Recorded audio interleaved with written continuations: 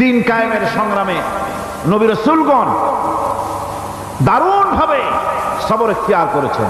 বৃদ্ধবাদীদের সকল রকমের নির্যাতন, অপকৌশল, ষড়যন্ত্র এই সব কিছু মোকাবেলা করেছেন ধৈর্যের নীতি অবলম্বন করি।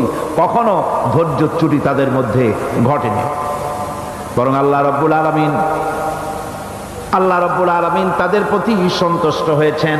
যারা এই ধৈর্য ধরেছে তাদের উপরে সন্তুষ্ট হয়ে আল্লাহ রাব্বুল আলামিন বলেছেন, ওয়া কাআইয়্যিম মিন নাবিয়্যিন কাতালা মাআহু রিব্বিয়ুনা কাসীর। এর আগে অনেক নবী এসেছিলেন যাদের সাথে বহু আল্লাহওয়ালা লোক লড়াই করেছেন। ফামা ওয়াহানু লিমা আসাবাহুম ফি সাবিলিল্লাহি ওয়া মা যাআফু ওয়া মাস্তাকানু। আল্লাহর পথে তাদের উপর যত বিপদ এসেছিল তারা হতাশ হয়ে পড়েন নাই, দুর্বলতা দেখাননি, বাতিলের সামনে মাথাও নত করেন।